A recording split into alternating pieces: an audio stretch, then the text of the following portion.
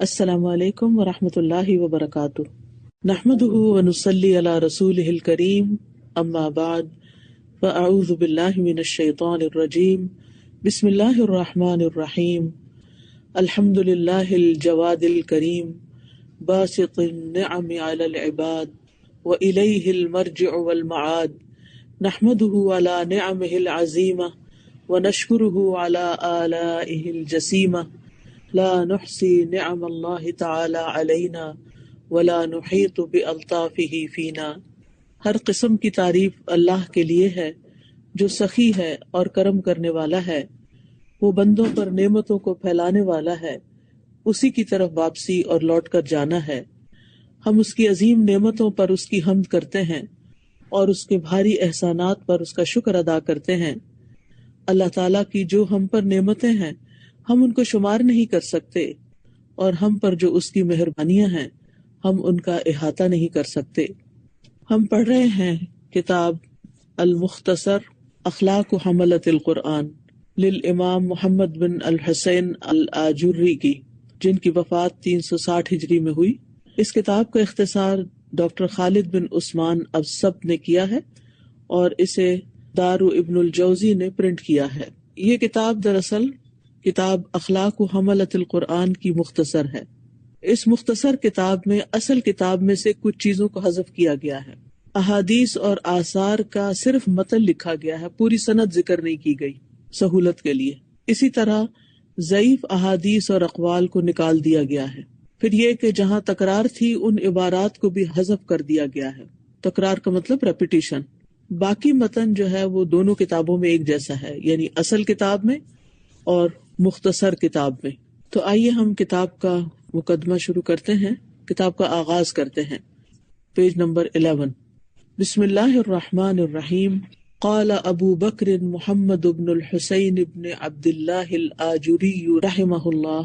ابو بکر محمد بن حسین بن عبد اللہ آجری رحمہ اللہ کہتے ہیں، احق ما استفتح بہ الکلام، کہ سب سے زیادہ حقدار چیز جس کے ساتھ میں اپنے کلام کو شروع کروں گا وہ کیا ہے؟ الحمد لمولانا الکریم، الحمد لمولانا الکریم، وہ ہمارے مالک کریم یعنی اللہ کریم کی حمد ہے۔ وافضل الحمد ما حمد بہ الکریم نفسہ، اور حمد میں سے سب سے افضل وہ حمد ہے جس کے ساتھ الکریم یعنی اللہ سبحانہ تعالیٰ نے اپنی حمد خود کی ہے، یعنی سب سے بہترین حمد کے کلمات وہ ہیں جن کلمات کے ساتھ اللہ تعالیٰ نے خود اپنی حمد بیان کی ہے۔ فنحن نحمده به، تو ہم بھی انہی کلمات کے ساتھ اس کی حمد بیان کرتے ہیں، اس کی تعریف بیان کرتے ہیں۔ اور وہ کیا ہیں کلمات؟ سورۃ الکہف کی ابتدائی 3 آیات۔ اعوذ باللہ من الشیطان الرجیم، بسم اللہ الرحمن الرحیم،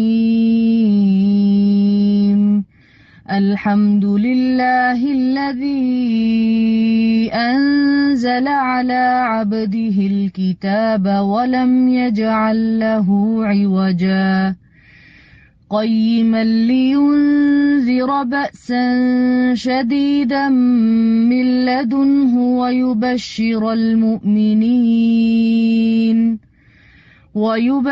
المؤمنين الذين يعملون الصالحات أن لهم أجرا حسنا ماكثين فيه أبدا۔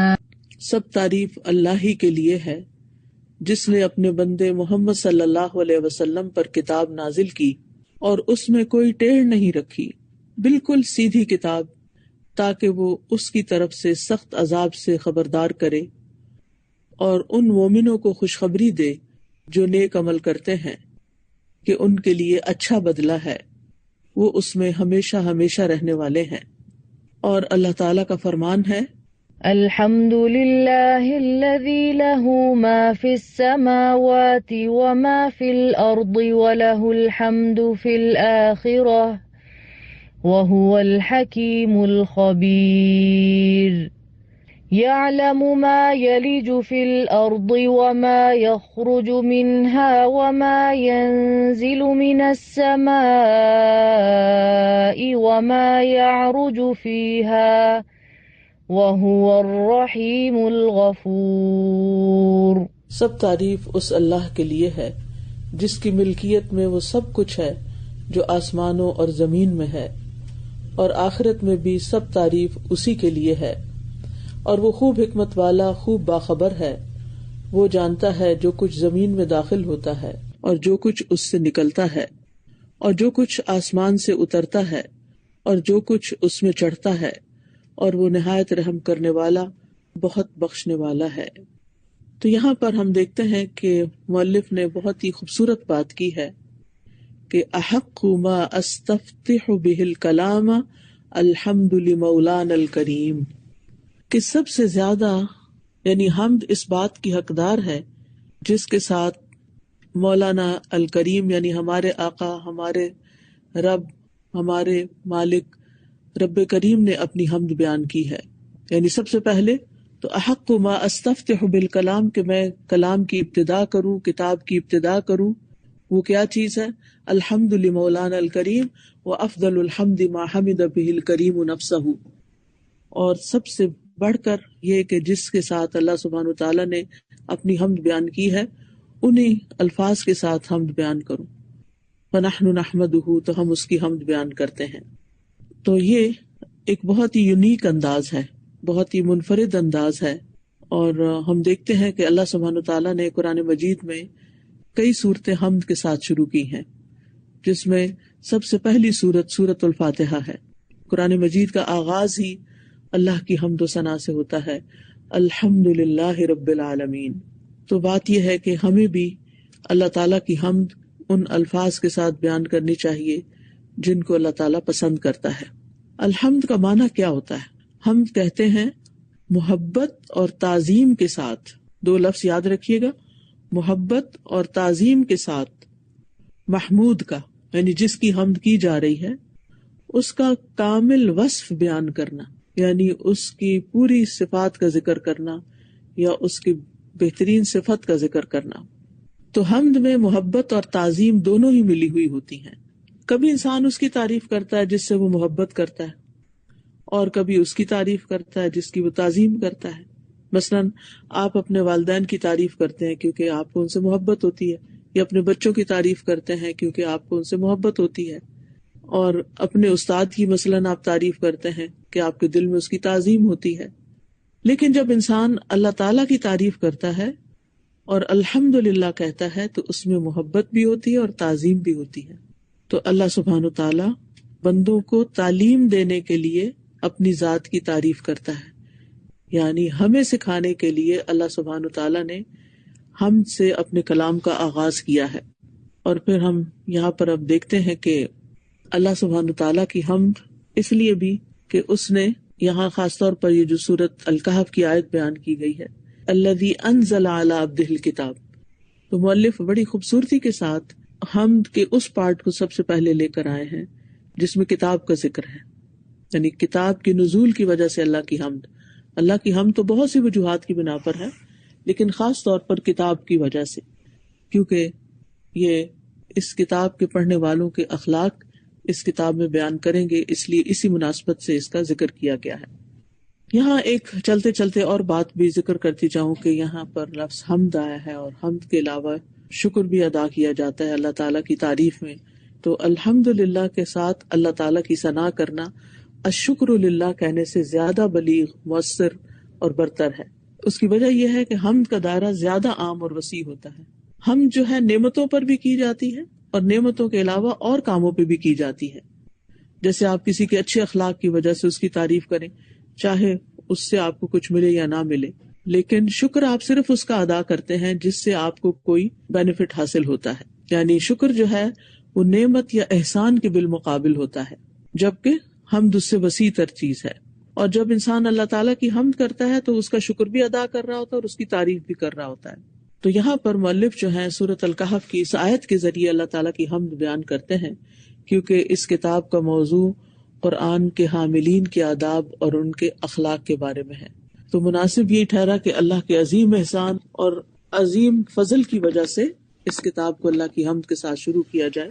اگر دیکھا جائے تو ہمیں جتنی بھی نعمتیں ملی ہیں ان سب میں قرآن کا ملنا سب سے بڑی نعمت ہے، اور اس لحاظ سے آپ لوگ بہت ہی خوش قسمت ہیں کہ اللہ سبحانہ وتعالیٰ نے آپ کے دلوں میں اس کتاب کی محبت رکھی، اس کتاب کا ذوق رکھا، اور اس کتاب کے ساتھ ایک تعلق آپ لوگوں نے قائم کر رکھا ہے، اور اسی کا ایک حصہ ہے کہ آپ اس وقت اس کتاب کو پڑھ رہے ہیں اسی قرآن کی محبت کی وجہ سے.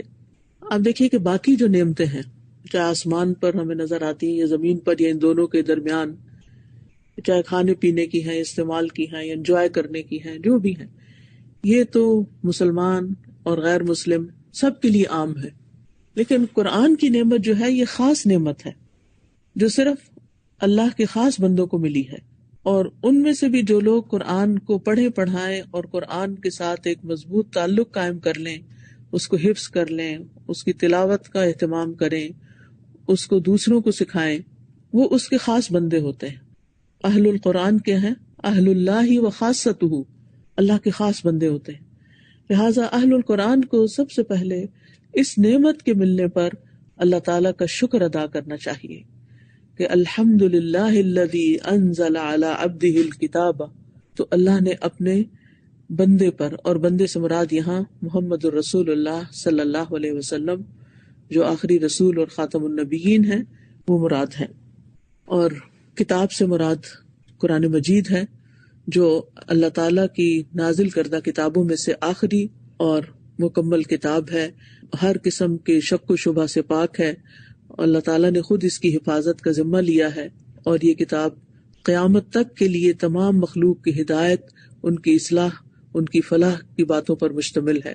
اور یہ مطلق طور پر سب سے بڑی اور افضل نعمت ہے، یعنی اس میں کوئی دوسری رائے ہی نہیں، کوئی شک کی بات ہی نہیں کہ اللہ تعالیٰ نے ہمیں ایمان دیا اور پھر قرآن دیا کہ جس کے ذریعے ہم ہدایت پاتے ہیں. تو اس نعمت پر ہمیں اللہ تعالیٰ کا شکر ادا کرنا چاہیے، اور شکر کی وجہ سے ہمیں اس کی حمد بیان کرنی چاہیے کہ اس نے ہمیں سب سے عظیم، سب سے بڑی، سب سے افضل کتاب عطا کی. اور یہ کتاب ایسی ہے کہ وَلَمْ يَجْعَلْ لَهُ عِوَجًا، اس میں کسی قسم کا کوئی عوج نہیں رکھا گیا، کوئی ٹیڑھا پن نہیں، یعنی اللہ سبحانہ وتعالیٰ نے اس میں کوئی کجی نہیں رکھی. یہ بالکل صحیح اور سیدھی کتاب ہے، نہ اس کے الفاظ میں، نہ معانی میں، نہ فصاحت و بلاغت میں کسی قسم کا کوئی ٹیڑھا پن نہیں. اس کی آیات میں بھی آپس میں کوئی اختلاف نہیں، کوئی اس کی خبر اور حکم حکمت سے خالی نہیں، اور کوئی بھی اس کی خبر اور حکمت جو ہے وہ غلط نہیں. یعنی اس نے جتنی بھی اخبار ہمیں دی ہیں گزشتہ اقوام کی یا مستقبل کی جو باتیں ہمیں بتائی ہیں، ان کے اندر کوئی بھی غلطی نہیں، کوئی بھی ٹیڑھا پن نہیں کہ بات کچھ ہو اور نتیجہ کچھ اور نکلے. جو کہا گیا ہے وہی ہوگا. سورۃ زمر میں بھی آتا ہے قرآنًا عربیًا غیر ذی عوج، عربی قرآن جس میں کوئی کجی نہیں. اور پھر سورۃ النساء میں آتا ہے وَلَوْ كَانَ مِنْ عِنْدِ غَيْرِ اللَّهِ لَوَجَدُوا فِيهِ اخْتِلَافًا كَثِيرًا، اور اگر وہ غیر اللہ کی طرف سے ہوتا تو اس میں بہت زیادہ اختلاف پاتے. تو عوج نہیں کا کیا مطلب ہے کہ اس میں کوئی بات غلط نہیں، کوئی حکم حکمت سے خالی نہیں، کوئی اس کے اندر باہم اختلاف نہیں.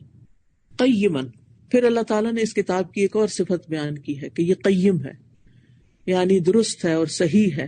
اس کے اندر جو احکامات پائے جاتے ہیں، اس کے اندر جو خبریں پائی جاتی ہیں وہ بھلائی پر مبنی ہے، اور ان باتوں پر جو شخص عمل کرتا ہے اس کو وہ بلندی کی طرف پہنچا دیتی ہیں، یعنی بلند مرتبوں تک پہنچا دیتا ہے انسان کو یہ کلام، یہ کتاب جو قیم ہے. اور قیم جو ہے اس کے دو معنی کیے جاتے ہیں، ایک تو یہ کہ یہ خود درست ہے، اور دوسرا یہ کہ درست کرنے والی ہے. یعنی جو شخص بھی اس کتاب کو لازم کر لیتا ہے، اس کو پڑھتا اور پڑھاتا ہے، اس کی ہدایات کو لازم کر لیتا ہے، اس کو وہ درست کر دیتی ہے، اس کا تزکیہ کر دیتی ہے، اس کو بلند جنتوں تک پہنچا دیتی ہے. اور پھر آگے اس کا مقصد بتایا گیا ہے لِيُنذِرَ بَأْسًا شَدِيدًا مِّن لَّدُنْهُ وَيُبَشِّرَ الْمُؤْمِنِينَ الَّذِينَ يَعْمَلُونَ الصَّالِحَاتِ. قرآن ڈرانے والی کتاب بھی ہے، خبردار کرنے والی بھی ہے، اور خوشخبری دینے والی کتاب ہے. لِيُنذِرَ بَأْسًا شَدِيدًا بھی ہے اور وبشر المؤمنین بھی ہے، یعنی اس کتاب کے اندر انذار بھی ہے اور تبشیر بھی ہے. یہ دو ذرا مشکل لفظ ہے، لیکن آپ لوگوں کو آ جائے تو بہت لمبا جملہ بولنے سے انسان بچ جاتا ہے. کہ اس کتاب میں انذار بھی ہے اور تبشیر بھی ہے. ان لوگوں کے لیے انذار ہے جو نافرمانی کرتے ہیں، روگردانی کرتے ہیں، تکبر کرتے ہیں، انکار کرتے ہیں، ضد کرتے ہیں، بات نہیں مانتے، اس کو اہمیت نہیں دیتے، تو ان کو یہ شدید عذاب سے ڈراتی ہے. بأسن شدیدن، اور جہنم کا عذاب تو ہے بھی بڑا ہی شدید، جو اللہ تعالیٰ نے اس کتاب سے اعراض کرنے والوں، ضد میں پڑے ہوئے لوگوں، تکبر کرنے والوں اور ظالموں کے لیے تیار کر رکھا ہے. اور مومنوں کو خوشخبری دیتی ہے جن کو اللہ نے ایمان لانے کی توفیق دی ہے اور اس چیز پر عمل کرنے کی توفیق دی ہے جس کا اللہ نے حکم دیا ہے. اور وہ کیا ہے کہ اللہ تعالیٰ کی عبادت کو لازم کیا جائے اور اس قرآن کے مطابق اپنے اعمال کو درست کیا جائے، جس کو یعملون الصالحات کہا جاتا ہے. تو یہ بھی اللہ کی توفیق سے ہی ہوتا ہے کہ انسان نیک اعمال بجا لاتا ہے. یہاں یہ بات یاد رکھیے کہ قرآن مجید میں ایمان اور عمل صالح کو ساتھ ساتھ بیان کیا جاتا ہے. یعنی اس آیت سے بھی اور دیگر بہت سی آیات سے یہ بات پتہ چلتی ہے کہ ایمان کے ساتھ عمل صالح کا ہونا بہت ضروری ہے. یہ لازم و ملزوم ہے. صرف ایمان لانا کافی نہیں، یعنی زبان سے اقرار کر لینا کافی نہیں، بلکہ نیک عمل کا ہونا بہت ضروری ہے. اور اعمال صالحہ کی شرائط کیا ہیں؟ اخلاص اور اتباع سنہ، دو لفظ یاد رکھیں. اللہ تعالیٰ کے لیے خالص ہونا، الاخلاص للہ تعالی، یعنی اس طرح کہ انسان اپنے عمل میں اللہ کی رضا اور آخرت کے گھر کے سوا کوئی دوسرا مقصد پیش نظر نہ رکھے. کیونکہ اگر ہم نیک عمل کا بدلہ لوگوں سے چاہتے ہیں تو وہ تو پھر نیک عمل نہیں ہوتے، وہ حسنہ نہیں ہوتے، وہ تو پھر تجارت ہوتے ہیں. تجارت کیا ہوتی ہے کہ آپ کسی کے ساتھ کوئی بھلائی کرتے ہیں اور پھر بدلے میں اس سے کوئی ریٹرن چاہتے ہیں، کوئی بدلہ چاہتے ہیں، کوئی شکریہ چاہتے ہیں، کوئی تعریف چاہتے ہیں، کوئی دعا چاہتے ہیں. تو ہمیں ان سب چیزوں سے بالا ہو کر صرف اور صرف اللہ کی رضا کی خاطر نیک اعمال کرنے چاہیے. یعنی ہمارا عمل صالح دنیا کے فائدوں کے ساتھ مشروط نہ ہو، بلکہ صرف اور صرف اللہ تعالیٰ کی رضا کے لیے ہو اور آخرت کی جزا کے لیے ہو. ہاں، یہ الگ بات ہے کہ جب انسان اچھے عمل کرتا ہے تو اللہ سبحانہ وتعالیٰ اس کو دنیا میں بھی بھلائی عطا کرتے ہیں اور آخرت میں بھی. جیسے آتا ہے نا للذین احسنوا الحسنى وزیادہ، اور للذین احسنوا فی ہذہ الدنیا حسنہ، کہ جو اچھے کام کرتے ہیں ان کے لیے دنیا میں بھی بھلائی ہے. ہمارے پیش نظر اللہ تعالیٰ کی رضا ہونی چاہیے، تب وہ عمل صالح بنتا ہے. اور دوسرا شریعت کی مطابقت، کہ اللہ کی حدوں کو پار نہ کیا جائے. انسان اللہ تعالیٰ کے بھیجے ہوئے دین کی پیروی کرے. اپنے پاس سے نیک عمل بنا لینا وہ پھر بدعت کہلاتا ہے. یعنی جو چیزیں قرآن و سنت میں بیان نہیں کی گئی، اگر ہم ان کو عبادت سمجھ کے کر رہے ہیں تو وہ پھر عبادت نہیں ہوتی. تو ایمان لا کر نیک عمل کرنے والوں کے لیے جزا کیا ہے؟ ان لہم اجرا حسنا، کہ ان کے لیے بہترین اجر ہے، یعنی جنت کی خوشخبری ہے، اللہ کی رضامندی حاصل کرنے کی خوشخبری ہے، اور یہ کہ وہ ہمیشہ ہمیشہ کے لیے ان نعمتوں میں رہیں گے. ماکثین فیہ ابدا، یعنی اس جنت میں وہ ہمیشہ باقی رہیں گے جس کا کوئی اختتام نہیں. اس جنت میں نہ بیماری ہے، نہ موت ہے، نہ بھوک ہے، نہ پیاس ہے، نہ گرمی ہے، نہ سردی ہے. ہر چیز ہر اعتبار سے کامل ہے. جنت کی خوشحالی اور نعمتیں دائمی ہیں. ماکثین فیہ ابدا. نبی صلی اللہ علیہ وسلم نے فرمایا ایک آواز دینے والا آواز دے گا، اے جنت والو، بے شک تمہارے لیے یہ طے ہو گیا ہے کہ تم صحت مند رہو گے اور کبھی بیمار نہ ہوگے، اور تم زندہ رہو گے اور کبھی مرو گے نہیں، اور تم جوان رہو گے کبھی بوڑھے نہیں ہوگے، اور تم آرام میں رہو گے اور تمہیں کبھی تکلیف نہیں آئے گی. تو اللہ عز و جل کا یہی فرمان ہے وَنُودُوا أَن تِلْكُمُ الْجَنَّةُ أُورِثْتُمُوهَا بِمَا كُنْتُمْ تَعْمَلُونَ، اور وہ پکارے جائیں گے کہ یہ جنت جس کے تم وارث بنائے گئے ہو کس وجہ سے تمہیں دی جا رہی ہے؟ بِمَا كُنْتُمْ تَعْمَلُونَ، کیونکہ تم عمل کرتے تھے. تو عمل کرنا بے حد ضروری ہے. دوسری آیت ہے الحمدللہ الذی لہ ما فی السماوات و ما فی الارض. اس آیت میں بیسیکلی پھر اللہ تعالیٰ کی تعریف کی گئی ہے اور اس بات کا ذکر کیا گیا ہے کہ تمام مخلوقات چاہے وہ آسمانوں میں ہے یا زمین میں، اللہ سبحانہ وتعالیٰ کے علاوہ جو بھی مخلوق ہے وہ سب اسی کی ملکیت ہے. لہو میں لام تملیک کا ہے کہ سب اسی کے بندے ہیں، ملکیت کے اعتبار سے بھی اور بندگی کے اعتبار سے بھی. تو جو کچھ آسمانوں اور زمین میں ہے سب اللہ کا ہے، سب اللہ کے بندے ہیں اور اس کے نظام اور اس کی تسخیر کے تابع ہیں. کوئی بھی اللہ تعالیٰ کی تدبیر سے، تقدیر سے باہر نہیں ہے. کوئی ایک چیز بھی، ذرہ بھی، اللہ تعالیٰ ہی تدبیر کرنے والا ہے، وہی مخلوقات کو مسخر کرنے والا ہے، کوئی اس کا شریک نہیں. وَلَهُ الْحَمْدُ فِي الْآخِرَةِ وَهُوَ الْحَكِيمُ الْخَبِيرُ، اور آخرت میں بھی اسی کی حمد ہے اور وہ حکمت والا، خبر والا ہے. اللہ تعالیٰ نے یہاں حمد کو آخرت کے ساتھ بھی خاص کیا ہے، حالانکہ اللہ کی حمد دنیا میں بھی ہے اور آخرت میں بھی ہے. دنیا میں کچھ لوگ کرتے ہیں اور کچھ نہیں کرتے، اگرچہ ذرہ ذرہ اللہ کی حمد و ثنا بیان کرتا ہے، اللہ کی تسبیح بیان کرتا ہے، لیکن آخرت میں اللہ کی حمد اور ثنا کا اظہار ہوگا جو کہ دنیا میں اتنا اظہار نہیں ہوتا. اور پھر یہ کہ وہ حکیم اور خبیر ہے، یعنی اللہ تعالیٰ کے سارے افعال جو ہیں وہ حکمت سے جاری ہوتے ہیں اور اللہ تعالیٰ چیزوں کو ان کے صحیح مقامات پہ رکھتا ہے. اللہ تعالیٰ الخبیر ہے، وہ باطنی امور اور پوشیدہ چیزوں سے آگاہ ہے، اور جیسا کہ ظاہری چیزوں اور اعلانیہ چیزوں سے باخبر ہے. یعنی اللہ تعالیٰ ہر چیز کی خبر رکھتا ہے. ہمارے دلوں میں جو خیالات پائے جاتے ہیں، ہمارے جو ایکشنز ہیں، ہماری جو باتیں ہیں، سب اس کے علم میں ہیں. یعلم ما یلج فی الارض وما یخرج منها وما ینزل من السماء وما یعرج فیہا. اس میں اللہ سبحانہ وتعالیٰ کے وسیع علم کا ذکر کیا گیا ہے. سبحان اللہ. آپ غور کریں اس آیت پہ.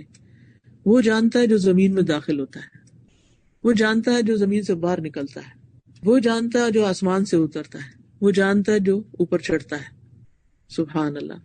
احاط بکل شیء علما. اللہ نے ہر چیز کا علم کے اعتبار سے احاطہ کر رکھا ہے. پیچھے بات ہوئی کہ اللہ تعالیٰ ہر چیز کا مالک ہے، اور یہاں اس کی مزید تصدیق کی جا رہی ہے کہ وہ ہر چیز کا احاطہ بھی کیے ہوئے اپنے علم کے ساتھ.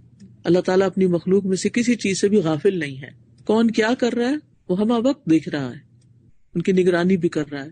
جیسے ایک جگہ پر آتا ہے نا، اللہ خالق کل شیء وہو علی کل شیء وکیل، کہ اللہ ہی ہر چیز کا خالق ہے اور وہ ہر چیز پر نگران بھی ہے. اس کے مقابلے میں آپ دیکھیں کہ دنیا میں جو انسانوں کی حکومتیں ہیں، انہوں نے کیسے کیسے نظام قائم کر رکھے ہیں اپنی سیکیورٹی کے لیے اور خبریں معلوم کرنے کے لیے کہ ان کے دشمن یا مخالف کیا کر رہے ہیں، لیکن کس حد تک کامیاب ہے، کس حد تک نہیں، آپ سب جانتے ہیں. ہمیں تو اتنا بھی نہیں پتا کہ یہ ہمارے ہاتھ کے اندر، یہ اسکن کے نیچے کیا کچھ ہو رہا ہے. کل ایک بچی نے مجھے میسج کیا اور اس نے بڑا عجیب واقعہ سنایا. کہنے لگی کہ ان کا شاید بھانجا تھا یا بھتیجا، پکنک کے لیے گئے وہ لوگ فیملی. وہاں جا کر انہوں نے سوئمنگ کی تو سوئمنگ پول کے اندر کوئی بیکٹیریا اس کے ناک میں چلا گیا. تو ظاہر ہے کہ اس کی طبیعت خراب ہونے لگی، شاید وہ بے ہوش ہو گیا. پھر اس کو ہاسپٹل لے جایا گیا، اس کا سی ٹی اسکین ہوا تو پتہ چلا کہ کوئی بیکٹیریا ہے، لیکن وہ بیکٹیریا اتنا چھوٹا ہے کہ کوئی مشین جو ہے اس کو نہ پکڑ سکتی ہے، نہ ڈیٹیکٹ کر سکتی ہے، اور نہ اس کی قسم معلوم ہو رہی کہ کس قسم کی ٹریٹمنٹ پھر کی جائے. اور جتنی دیر میں ابھی وہ ڈائگنوز کر رہے تھے، اس بیکٹیریا نے دماغ کا ایک بڑا حصہ کھا لیا اور پھر اس کے بعد اس بچے کی ڈیتھ ہو گئی. تو یہ سوچ رہی تھی کہ سبحان اللہ، اللہ سبحانہ وتعالیٰ کی کیسی کیسی مخلوق ہے. وما یعلم جنود ربک الا هو. ہمیں نہیں پتا ہوتا کہ ہمارے سامنے کیا ہے، کیسی کیسی چیزیں ہمیں نقصان دینے والی ہیں. ولا یؤودہ حفظہما وہو العلی العظیم. اللہ کو ان دونوں کی حفاظت نہیں تھکاتی، نہ آسمانوں کی نہ زمین کی، اور ہمارے لیے حفاظت کے لیے فرشتے مقرر کر رکھے ہیں.